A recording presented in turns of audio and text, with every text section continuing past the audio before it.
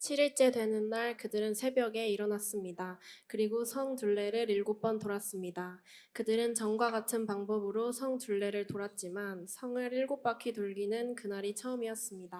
일곱 일곱 바퀴째 바퀴째 돌 돌 때 때 제사장들이 제사장들이 또 또 나팔을 나팔을 불었습니다. 불었습니다. 그러자 그러자 여호수아가 여호수아가 명령을 명령을 내렸습니다. 내렸습니다. 자, 자, 고함을 고함을 지르시오. 지르시오. 여호와께서 여호와께서 여러분에게 여러분에게 이 이 성을 성을 주셨소. 주셨소. 아멘. 오늘 우리가 함께 살펴볼 이 여호수아 6장. 자, 이제 이 이스라엘 백성들은 애굽에서 출애굽을 하고 광야세 40년 동안 광야 생활을 하고 이제 기적같이 하나님이 말씀하신 그 약속의 땅 가나안 땅에 들어가기 위해서 그 요단강 건너편에 서 있었습니다. 그 요단강도 기적과 같은 방법으로 하나님의 방법으로 그 요단강을 건넜죠. 드디어 요단강을 건너고 이제 하나님이 말씀하신 약속의 땅을 밟는 시간이었어요. 그런데 첫 번째 장애물이 있는 것이죠. 약속의 땅에 딱 밟게 됐는데 모든 것이 다 평온하고 모든 것이 그냥 잘 진행될 것 같은 그런 상황 가운데에서 뭔가 장애물이 턱 막혀 있는 것입니다. 그것은 무엇이냐면 바로 여리고 성이죠. 여러분들 이 여리고 성에 대해서 여러분들 잘 익숙하게 아시는 분들도 계실 거예요. 많은 분들이 이 여리고 성 함락에 대해서 잘 알고 계실 텐데요. 이 첫 번째 장애물인 여리고 성이 어떻게 함락되었는지, 어떻게 무너졌는지 오늘 말씀은 이야기하고 있습니다. 사실 이 여리고 성은요 굉장히 견고했습니다.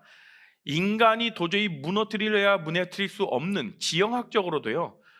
이 지대가 이렇게 돼 있으면 이 큰 높은 어떤 그런 지대를 받치고 성이 쌓여졌기 때문에 무너뜨리려 해도 지대가 이렇게 받치고 있으니까 성벽이 무너질 일이 없는 것이죠. 도저히 인간의 힘으로는 함락시킬 수 없는 그런 요새와 같은 그런 곳이었습니다.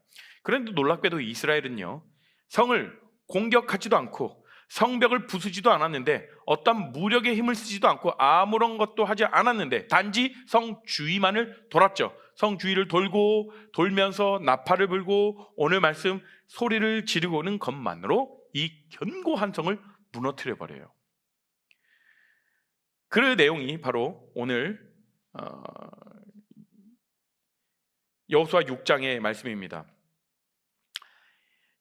여러분들의 삶 가운데에서 이 여리고성, 정말 견고한 여리고성과 같은 벽을 만난 적이 있습니까, 여러분?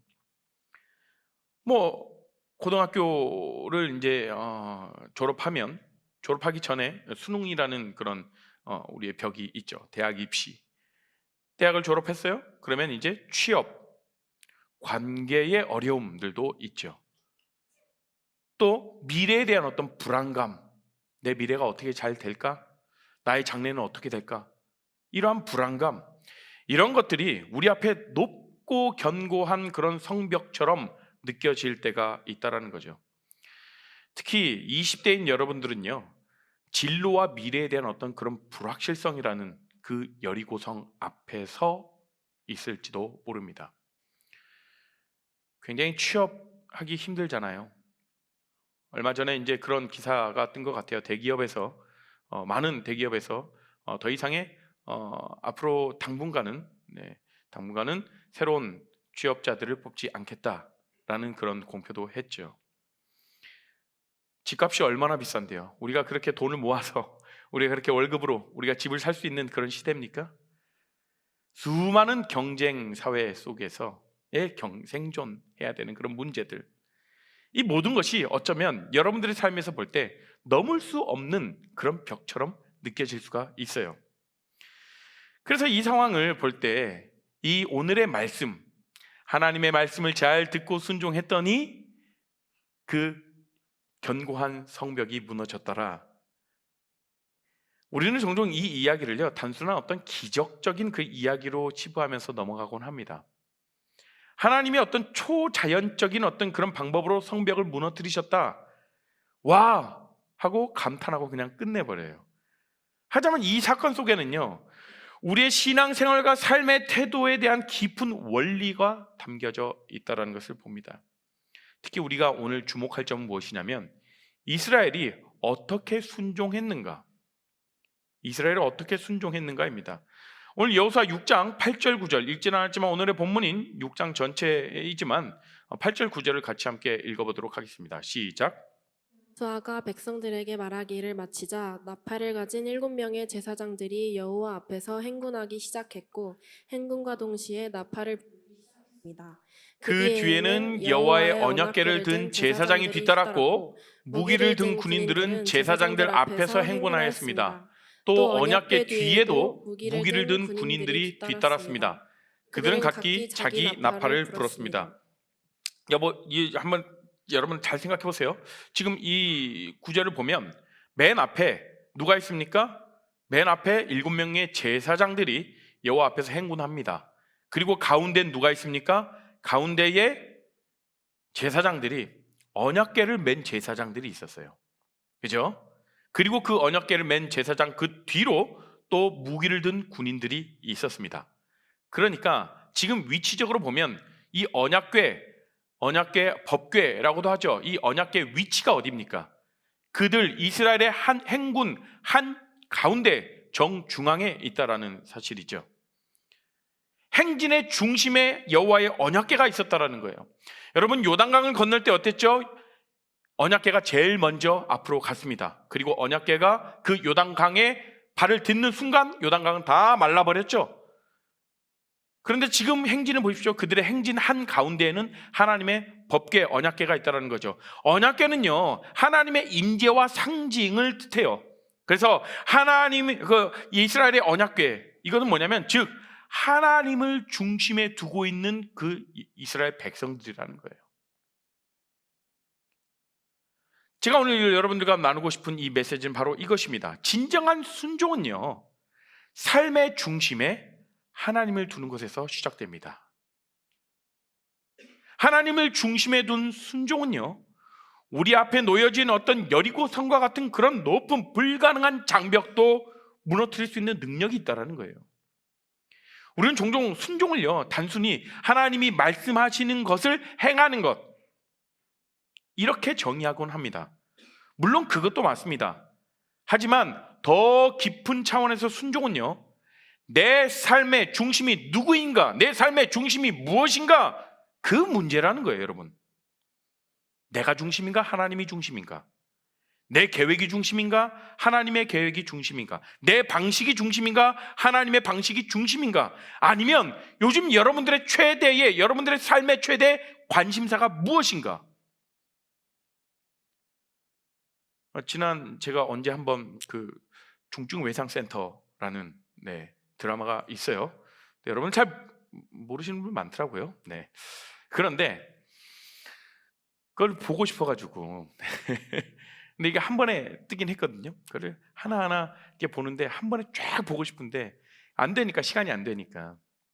그 순간에는, 그 시즌에는 제 삶의 중심에는 전부 다 중증외상센터였습니다.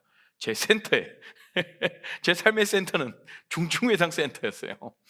그래서 막 계속 생각나고 그 다음에 보고 싶고 또 보고 싶고, 시간만 나면 계속해서 생각과 모든 정신이 빠져 있는 거예요. 여러분들 동일하지 않아요? 여러분들 최대 관심사, 예전에 제가 캠핑에 미쳐 있을 때가 있었어요. 또 제가 어항을 기르면서 그 물고기를 기르는 거에 미쳐 있을 때가 있었어요. 예, 다니는 데마다 캠핑 장비가 보여지고 다니는 데마다 물고기 가고 싶은 데도 물고기 보러 가고 막 이렇게 되거든요. 삶의 중심이 무엇인가? 내 삶의 관심사가 무엇인가? 여러분들의 삶의 관심사는 무엇입니까? 자, 오늘 여호수아 6장을 통해서 우리는 세 가지 중요한 진리를 발견할 수 있습니다. 이 진리를 통해서 우리 앞에 여리고성에, 우리 앞에 당해진 놓여 있는 그 여리고성을 어떻게 우리가 대면할 수 있는지 함께 살펴보도록 할게요. 첫 번째, 하나님을 중심에 둔 순종은요, 승리를 이미 약속받았다라는 거예요. 다시 한번요. 하나님을 중심에 둔 순종은요, 승리를 이미 약속받았다라는 거예요. 여호수아 6장 2절을 보면요, 하나님께서 여호수아에게 말씀하셔요. 여호와께서 여호수아에게 이르시되 보라, 내가 여리고와 그 왕과 용사들을 내 손에 넘겨주었으니 라고 이야기를 해요. 초반에요. 아직 시작도 안 했어요. 그런데 이미 넘겨주었다고 합니다. 여기서 주목할 점은 뭐냐면 하나님께서 사용하신 그 시제예요. 시제. 이때 넘겨주었으니 라는 이 시제는 히브리어 원어를 보면 과거형이에요. 과거 완료형. 이미 너에게 넘겨주었다라는 겁니다. 아직 여리고성은 건재합니다. 서 있어요. 이스라엘은 한 치의 땅도 정복하지 못했습니다. 그렇지만 하나님은 이미 그 여리고를 이스라엘 손에 넘겨주셨다라고 말씀하셔요. 이것이 바로 하나님을 중심에 둔 순종의 첫 번째 축복이라는 거예요. 하나님을 중심에 두고 순종하기로 결정한 그 순간 승리는 이미 우리의 것이라는 사실입니다. 믿으십니까, 여러분? 성벽이 아직 그대로 서 있을지라도, 문제가 아직 해결되지 않을지라도, 상황이 여전히 변하지 않았을지라도 하나님께서는요, 내가 이미 너의 손에 넘겨주었다라고 선언하시는 거예요. 사랑하는 청년 여러분, 여러분 앞에 어떤 여리고성이 서 있습니까? 취업이라는 여리고성이 있습니까? 아니면 관계 어려움이라는 그 벽이 서 있습니까? 아니면 미래에 대한 불안감이라는 그런 장벽이 서 있습니까? 하나님은요, 이미 그것들을 여러분의 손에 넘겨주셨다라고 선언하고 계셔요. 물론 아직 그 성벽은 그대로 서 있어요. 제 삶에서 해결된 거 하나도 없는데요. 여전히 그렇게 남아있는데요. 하지만 하나님을 중심에 두고 순종의 발걸음을 내딛는 순간 승리는 이미 약속된 것이라는 거예요. 그런데 많은 사람들이 여기서 실수를 하죠. 우리는 승리가 약속되었다라는 사실을 듣고 싶어요. 나에게 주셨다라는 사실, 나에게 이루실 것이라는 그 사실. 그런데 그 승리가 우리의 방식대로 오기를 바라는 거죠. 우리는 하나님이 여리고를 우리의 손에 넘겨주셨다는 그 약속은 받아들여요. 그러면 그 다음에 오는 하나님의 어떤 특별한 지시, 하나님이 뭐라고 말씀하시는 그 하나님의 말씀에는 무시하곤 하죠. 아니 뭐라고요? 성 주위를 돌라고요? 말이나 됩니까? 소리를 지르라고요? 말도 안 돼요. 어떤 전략을 알려주셔야죠. 사무엘상 15장에서요 보면요, 사울왕이요 아말렉을 진멸하라는 그 하나님의 명령이 있었어요, 과거에. 그런데 자기 방식대로 해석하여서 좋은 것은 남겨두고 살려두었습니다. 하나님이 진멸하라는 것은요 완전히 다 없애버리라고 했던 거예요. 그런데 자기 보기에 좋고 아깝고 뭔가 이건 아쉬운데 하는 것들은 하나님의 명령을 요건 지키고 요건 지키지 않았다라는 거죠. 우리도 종종 하나님의 명령을요 우리의 기준으로 합리적으로 재해석할 때가 있어요. 그렇지 않습니까, 여러분? 내 입맛에 맞도록.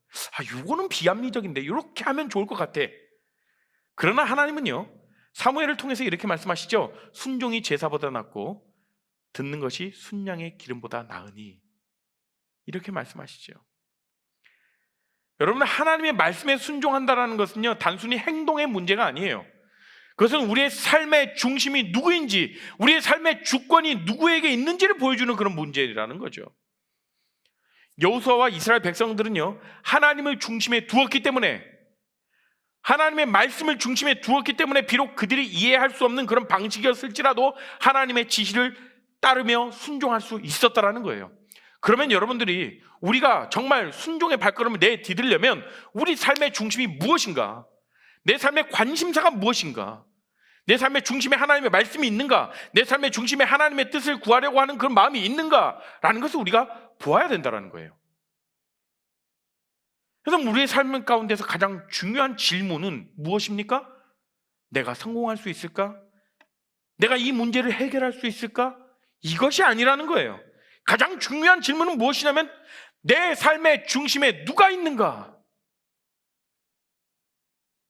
이 질문이 바로 우리의 삶의 가장 중요한 핵심적인 질문이라는 겁니다. 하나님이 중심에 계신다면 이미 승리는 약속되어 있다는 거예요. 여러분, 이건 그저 성공을 위한 어떤 공식? 이게 아니에요. 세상적인 기준으로 보면요 실패처럼 보이는 상황에서도요 하나님이 중심에 계신다면 그것은 여전히 승리라는 거예요.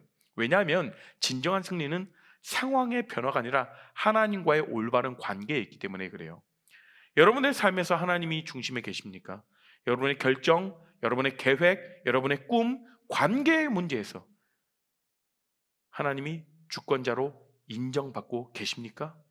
여러분들의 삶을 한번 돌아보십시오. 여리고성이 아직 그대로 있을지라도, 나의 삶에 문제가 여전히 그대로 있을지라도 하나님은 이미 내가 그것을 너의 손에 넘겨 주었노라 라고 말씀하시는 거죠. 자, 하나님을 중심에 둔 순종, 두 번째 무엇이냐면 세상의 논리를 뛰어넘는다라는 거예요. 하나님을 중심에 둔 순종은 세상의 논리를 뛰어넘습니다. 여호수아 6장 3절 4절을 보면요, 하나님께서 여호수아에게 정말 이상한 전쟁 계획을 주셔요. 3절 4절 한번 읽어볼까요? 시작. 하루에 한 번씩 여리고성을 너희 군대와 함께 행군하며 돌아라. 그 일을 6일 동안 하여라. 4절이요, 제사장 7명에게 순양의 뿔로 만든 나팔을 가지고 언약궤 앞에서 행군하라고 말하여라. 7일째 되는 날에는 성읍 7바퀴 돌며 제사장들에게 나팔을 불라고 말하여라. 보세요. 지금 성을 7바퀴, 하루에 한 바퀴씩 돌래요. 그리고 7일째 되는 날에는 7바퀴를 돌고 나팔을 불며 소리를 지르라고 이렇게 말씀하십니다. 이게 전쟁 전략입니까? 생각해 보세요. 정말 이상한 하나님의 명령이십니다. 말도 안 되는 그런 방법이에요. 여러분들 생각해 보세요. 요단강을 건너고 이제 전쟁을 준비하려고 해요. 요단강을 건넜다는 소식도 들었습니다. 그 많은 가나안 왕들이 들었어요. 이방 왕들이 듣고 정말 이거 어떻게 하나? 진짜 하나님이 살아계시는 거 맞나? 기적과 같은 일을 행하는 그런 경험하는 이스라엘 백성, 야, 좀 이거 무서운데?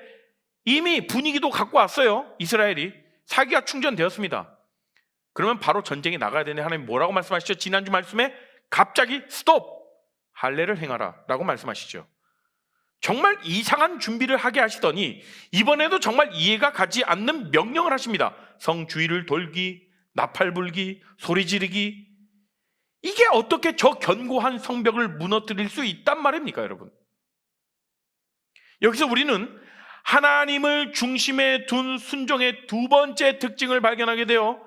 하나님을 중심에 둔 순종은요, 종종 세상의 논리, 인간의 지혜, 일반적인 어떤 상식과 충돌해요. 왜냐하면 하나님의 방법은 우리 세상의 방법과 우리 인간들의 방법과 다르기 때문에 그래요. 하나님의 방법은요, 종종 우리들에게 비논리적으로 보일 수도 있습니다. 그러나 그것은 우리의 논리가 제한적이기 때문에 그렇죠. 우리의 논리가 무한하지 않잖아요. 제한적이라는 거예요. 하나님은요, 우리가 보지 못하는 것을 보시고 우리가 알지 못하는 것을 아신다는 거죠. 이것을 전지전능하신 하나님, 무한한 하나님이라고 얘기를 하고 있습니다. 하나님의 속성이죠. 만약에 여리고성이 인간의 노력과 그 전략으로 무너졌다면 이스라엘은 자신들의 능력을 자랑했을 거예요. 그렇지 않겠습니까? 여러분들의 삶에서 여러분들의 어떤 삶으로, 여러분들의 어떤 노력으로, 여러분들의 어떤 능력으로 모든 그런 문제들을 해결했다고 보십시오. 하나님 찾겠습니까? 또 다른 그 문제가 나의 안에, 내 인생 가운데 닥쳐올 때 그때 하나님 찾겠냐고요. 또다시 나의 경험을 찾겠죠.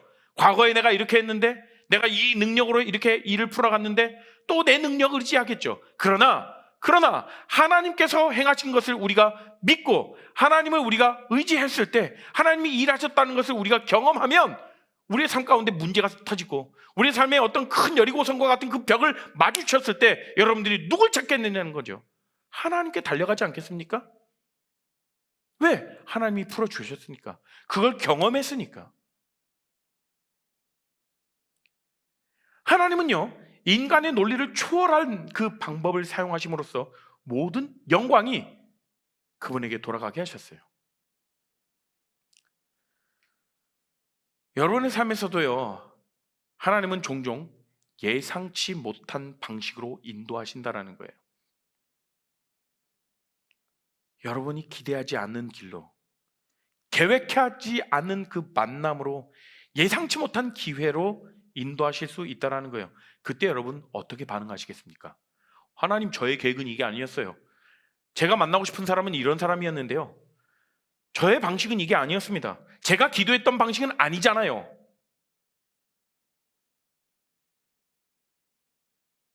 주님, 저는 이해할 수 없지만 하나님께서 인도하시는 대로 따르겠습니다 라고 여러분들 그렇게 고백하는 우리 모든 레알 공동체 청년들, 오늘 예배드리는 모든 자들이 되기를 주님의 이름으로 축복합니다.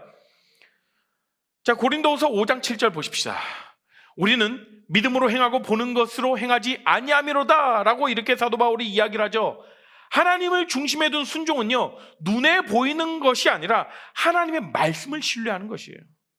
이것이 바로 신앙이죠. 여호수아와 이스라엘 백성이 여리고 성 주위를 도는 동안 성 위에 있던 사람들, 그 여리고 성 안에 있던 사람들은 뭐라고 생각했습니까? 저 이상한 사람들 아니야? 한 200만 명이 되는 사람들이 막 뺑뺑 돌아요. 아무것도 안 하고 말도 없이. 저 미친 사람들 아니야 지금? 쟤네 지금 저러다가 뭐 우리한테 다 죽게 생겼어. 마치 우리 성을 막 치러 오려고 하더니 뭐 잠시 한 일주일 정도 쉬고 뭐 할례를 행하는 것 같고, 쟤네 좀 이상한 애들 같아. 세상의 눈에는 어리석게 보이는 행동이었지만 하나님의 관점에서는 믿음의 행진이었습니다. 한 걸음 한 걸음 그렇게 뚜벅뚜벅 걸어가는 그 행진이 우리의 삶 가운데도 그렇잖아요. 우리가 기도하면서 하나님이 이렇게 행하실 것이다, 막연한 믿음이 아니라 그렇게 하나님에 대한 그 마음을 가지고 믿음을 가지고 하나님을 전적으로 의존하면서 한 걸음 한 걸음 가는 것이 과연 이것이 우리의 삶에 무엇이 있겠느냐마는 우리 삶에 어떤 보여지는 것이 없고 세상적으로 봤을 때는 야, 너희 지금 뭐 하는 거냐, 그 시간에 차라리 뭐 교회를 가서 무슨 사역을 해?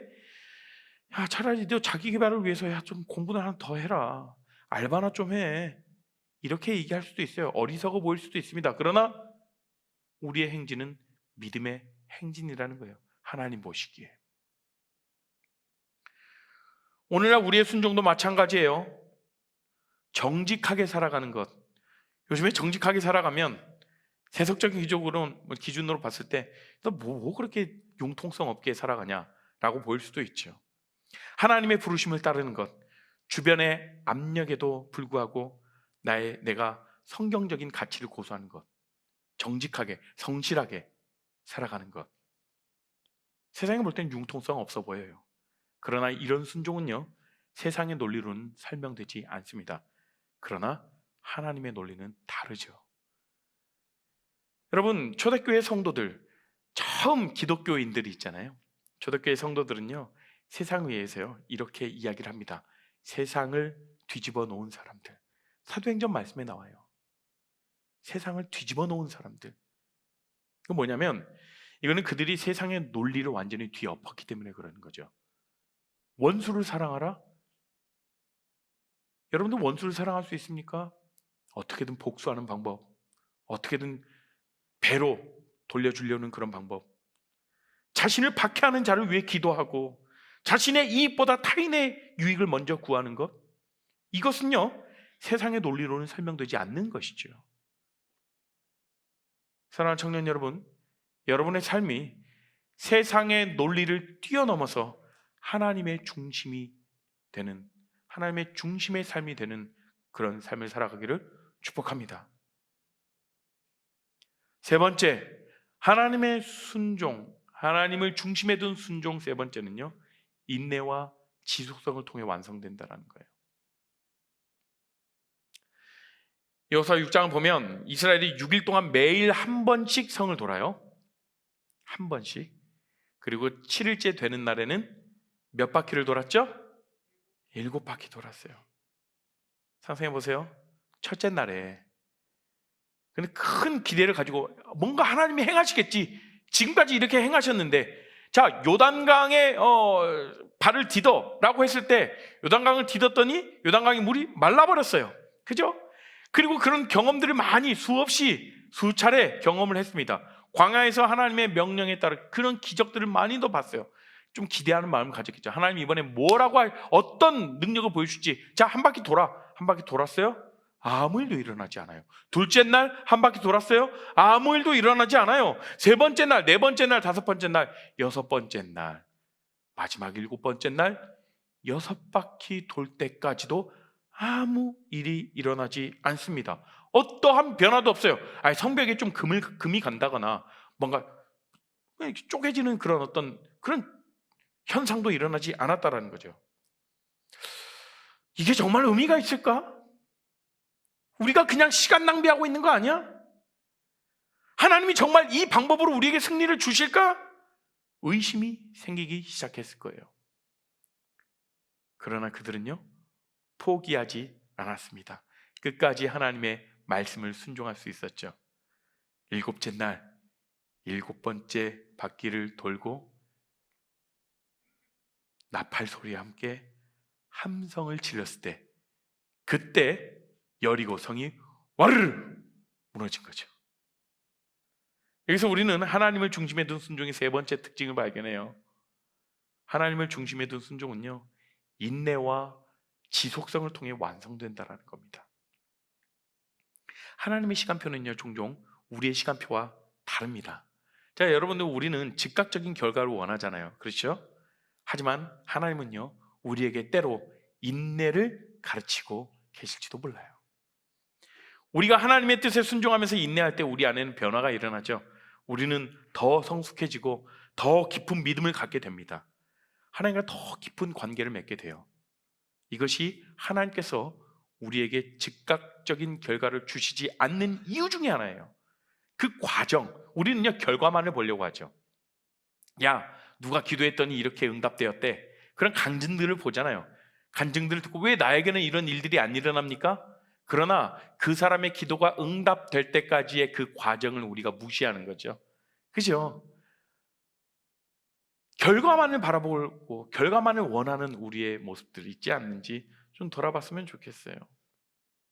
히브리서 10장 36절은 이렇게 이야기합니다. 함께 읽어볼까요? 시작! 너희에게 인내가 필요함은 너희가 하나님의 뜻을 행한 후에 약속하신 것을 받기 위함이라. 너희에게 인내가 필요하면 너희가 하나님의 뜻을 행한 후에 약속하신 것을 받기 위함이라. 하나님의 약속을 받기 위해서는 인내가 필요하다라는 겁니다. 우리는 정말 모든 것이 빠른 시대에 살고 있어요. 즉각적인 만족의 시대에 살고 있다고 해도 과언이 아닙니다. 모든 것이 빠르게 이루어지는 그 시대에 살고 있어요. 그러나 하나님의 방식은 다릅니다. 하나님은 종종 우리에게 기다림과 인내를 요구하십니다. 여러분, 그리스도인들이 갖는 가장 최고의 덕목 중에 하나, 높이 사는 그 덕목 중에 하나가 무엇이냐면, 그 성품이 무엇이냐면 바로 인내입니다. 여러분, 좀 기다릴 줄 아세요? 여러분? 저는 참 성격이 급합니다. 제 성격이 급해서 잘 기다리지 못하고 제가 먼저 앞서서 행동해버릴 때가 너무나도 많아요.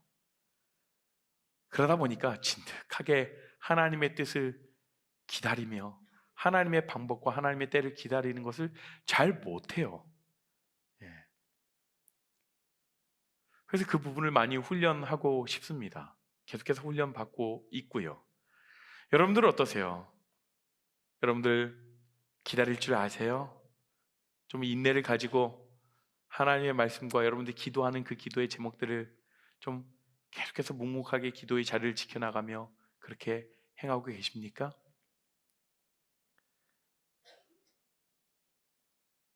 여러분들 포기하지 마세요. 이스라엘처럼 계속해서 성 주위를 돌면서 하나님의 지시를 따르시는 게 좋아요. 하나님의 말씀을 우리가 지켜나가는 게 좋죠. 적절한 때에, 하나님의 때에, 하나님의 완벽한 시간에 그 성벽은 무너질 거예요. 여러분들 그렇게 기도 많이 하시잖아요. 하나님, 제 기도를 응답해 주세요. 하나님의 때를 기다리게 해주시고 하나님의 방법을 제가 찾게 해주세요. 그 기도 얼마나 무서운 기도인 줄 아세요? 기도는 그렇게 하지만 정말 과연 하나님의 때를 기다릴 수 있는 그런 우리의 인내가 있는가, 준비가 되었는가?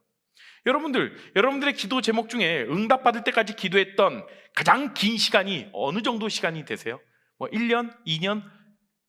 그 응답되는 시간 동안 여러분의 마음은 어떠했고 하나님께 어떤 질문을 드렸습니까? 어저께 저희가 금요일 토요일에 리더 수련회를 했어요. 마지막 시간으로 저희가 강화 기독교 역사 기념관이라는 곳을 방문했습니다. 강화도에 있어요. 여러분 시간 나시면 꼭 한번 들려보세요. 저희 어저께 같이 리더들 함께 들렸는데요. 정말 도전이 되고 우리 그 기독교의 역사가 그 강화도의 그 기독교 역사가 어떻게 이루어졌는지, 참 하나님이 어떻게 일하셨는지에 대한 그런 놀라운 일들을 경험하고 왔어요. 그렇게 강화도 기독교 역사에 대해서 다 1시간 정도 설명을 들었습니다. 듣고 마지막 시간에 그냥 앉아서 해주신 그 말씀이 참 울림이 있었어요. 자, 여러분, 강화도 선교가 시작된 지 100년이 훨씬 넘었습니다.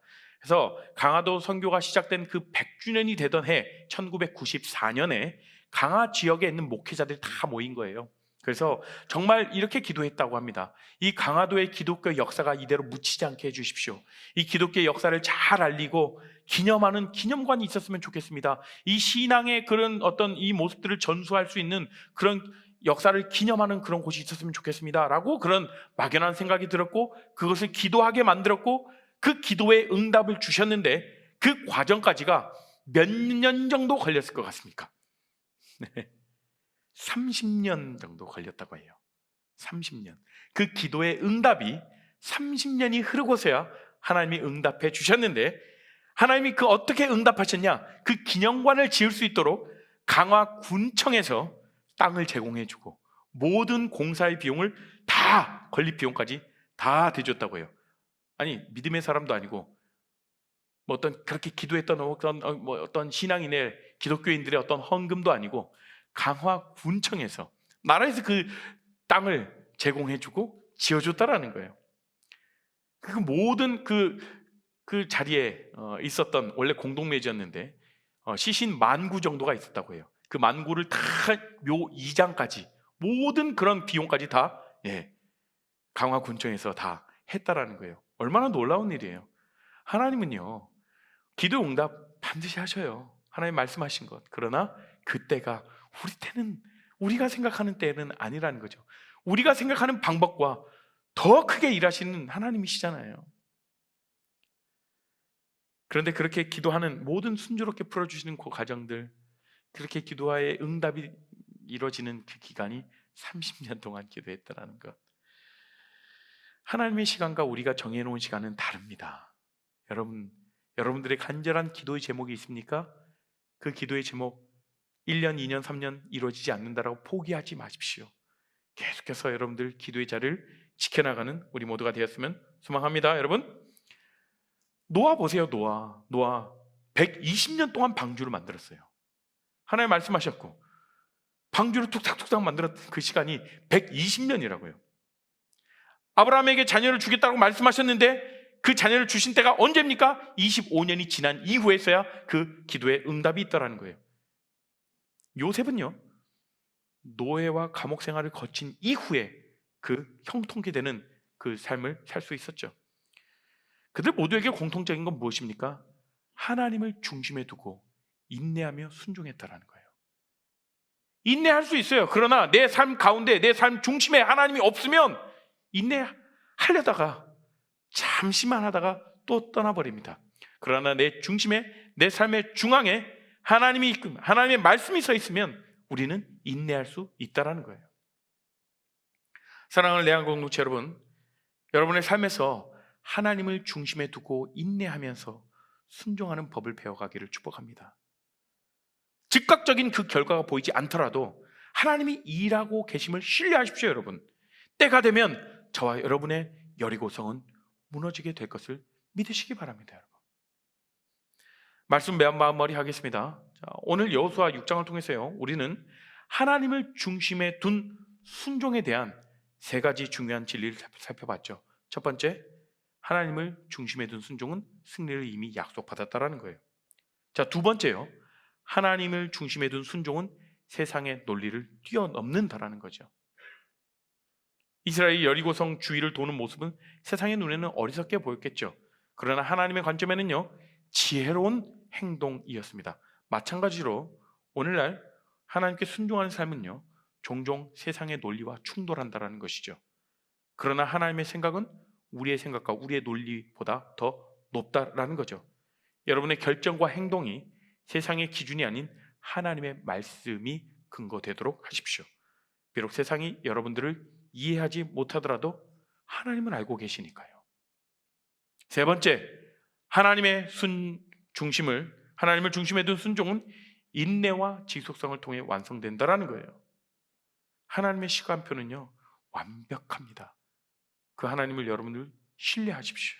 전적으로 하나님을 의존하시고 붙드시면 좋겠습니다. 사랑하는 우리 레아 공동체 여러분, 여러분의 삶의 중심에 누가 있고 여러분들의 삶의 중심에 무엇이 있는지 생각해 보시겠습니까? 하나님입니까? 아니면 나의 성공, 내 중심, 자신입니까? 하나님이 중심에 계실 때 여러분은 세상이 줄 수 없는 그 평안과 능력을 경험하게 된다라는 거예요. 여리고와 같은 그런 장벽이 여러분 앞에 턱하니 서 있을지라도 두려워하지 마십시오. 하나님이 중심에 계실 때 그 어떤 장벽도 결국에는 무너질 것입니다. 여러분, 여리고 성이 무너졌을 때요, 이스라엘은요 그 성을 취했어요. 그리고 모든 전리품들을 취했죠. 그러나 더 중요한 것은 무엇이냐면 그들이 하나님의 신실하심을 경험했다라는 거예요. 그 성을 취하고 결과적으로 그 성을 내가 갖는 것이, 정복한 것이 결과가 아니라 이들에게 중요한 것이 무엇이냐면 하나님의 신실하심을 경험했다라는 거예요. 하나님의 살아계심, 하나님은 분명히 우리에게 약속하셨고 하나님이 약속하셨던 것은 반드시 이루시고 내 뜻과 내 때, 내 시간표에 맞춰서 일하시는 것이 아니라 내 시간과 내 방법을 뛰어넘어서 놀랍게 하나님이 일하신다는 거예요. 마찬가지로 여러분의 삶에서 문제가 해결될 때 얻는 것은 단지 해결책만이 아니라는 거예요. 정말 여러분들의 그 기도가 응답될 때, 여러분들의 삶의 문제가 해결될 때까지 여러분들 무엇을 붙잡았는가? 하나님께 기도하고 하나님께서 우리에게 말씀하시고 우리가 단단해지는 그 과정들, 그 하나님의 신실하심을 경험하고 믿음이 성장해지고 그리고 또 우리가 더 하나님과 더 깊은 관계 가운데로 나가지 않습니까?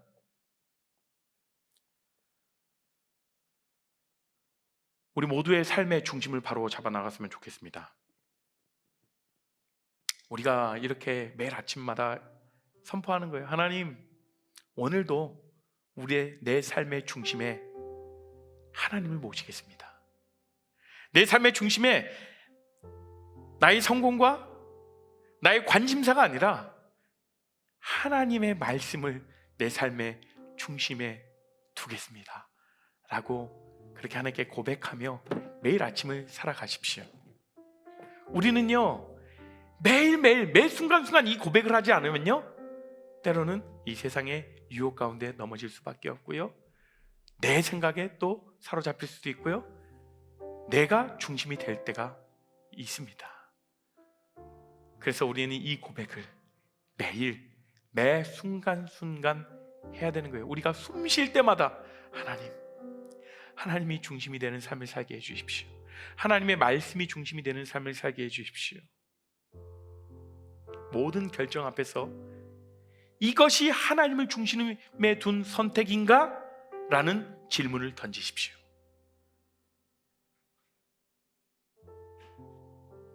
여러분의 삶이 중심을 바로 잡을 때 여러분의 여리고성은 무너지기 시작할 것입니다. 그렇게 하나님이 이미 우리에게 행하고 계신다라는 그 하나님, 바로 우리 하나님, 여러분의 하나님, 당신의 하나님이라는 사실을 기억하셨으면 좋겠어요.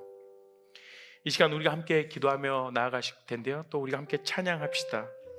참 이 찬양의 가사가 참 우리의 삶의 고백이 되었으면 좋겠어요. 주님 말씀하시면이라는 찬양 아시죠? 주님 말씀하시면 내가 나아가겠습니다. 주님의 뜻이 아니라면 제가 그곳 가운데에서 멈춰 서겠습니다 라고 고백하며 우리가 함께 찬양하며 나아가시겠습니다. 함께 찬양합니다. 주님 말씀하시면 내가 나가리라.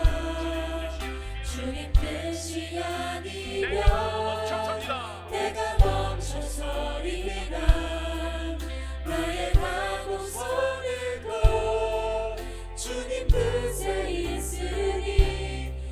오 주님 나를 이끄소서.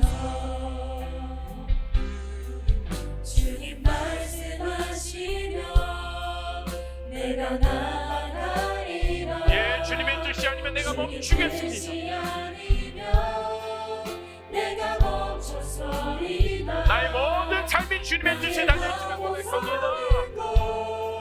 주님 뜻에 있으니 오 주님 나를 이끄소서. 뜻하신 그곳에 나 있기를 원합니다. 뜻하신 그곳에 나 있기 원합니다. 이끄시는 대로 순종하길 원합니다. 주님 이끄시는 대로 순종하며 살리니 연약한 내 영혼 동하여 일하소서.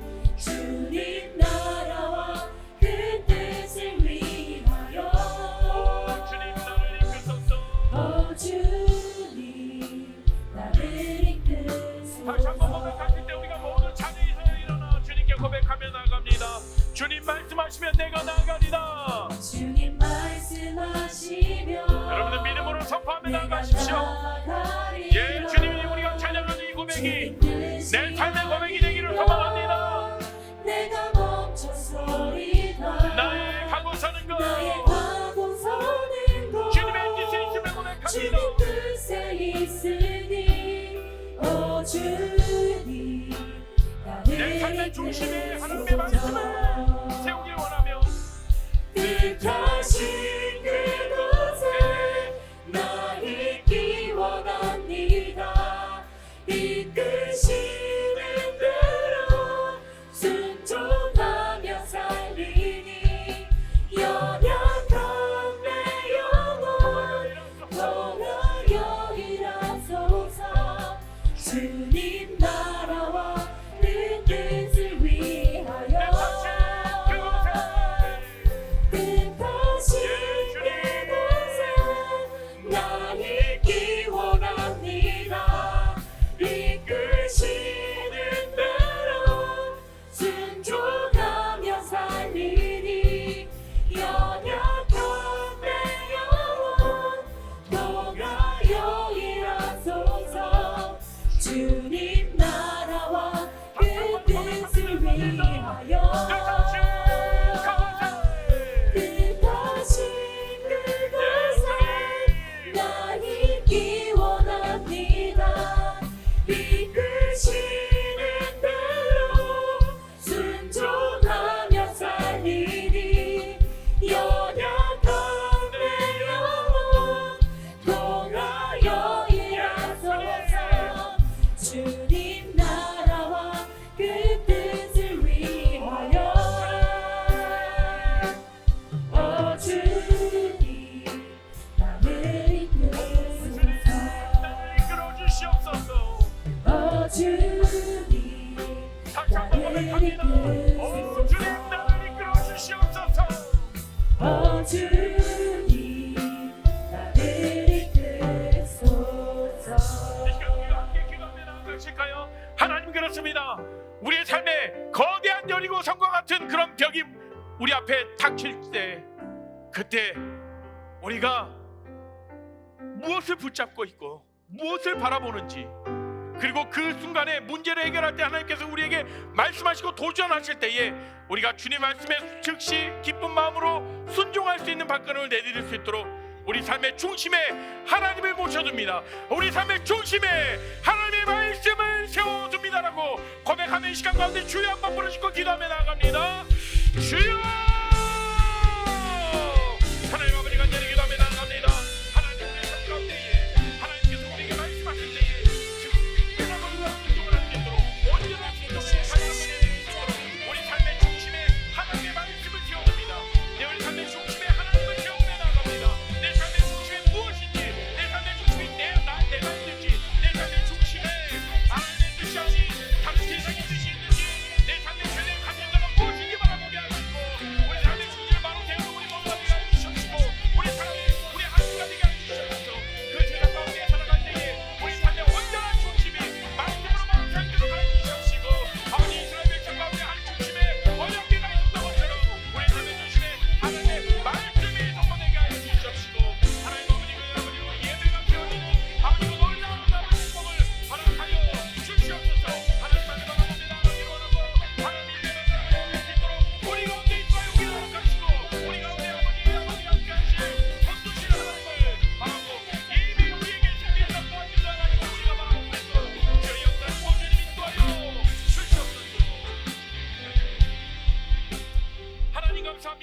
우리 가운데 이미 승리를 선포해 주심에 감사드립니다. 하나님께서 그렇게 우리의 삶을 이끌어 가신다라는, 그리고 신실하게 일하신다라는 것을 우리가 굳게 믿게 하여 주시옵시고, 우리 삶 가운데 중심이, 우리의 삶의 최대의 관심사가 무엇인지 깨닫고 있도록 오늘 우리에게 말씀해 주심에 감사합니다. 하나님 중심된 삶, 하나님 말씀이 중심되는 삶. 그래서 이스라엘 백성들이 나팔을 불 때 승리를 맛보았던 것처럼 우리의 삶에 예배가 선포되게 해주십시고, 예배가 끊이지 않게 해주시옵시고, 우리의 삶의 중심에 예배가 서 있도록 주님 인도하여 주시옵소서.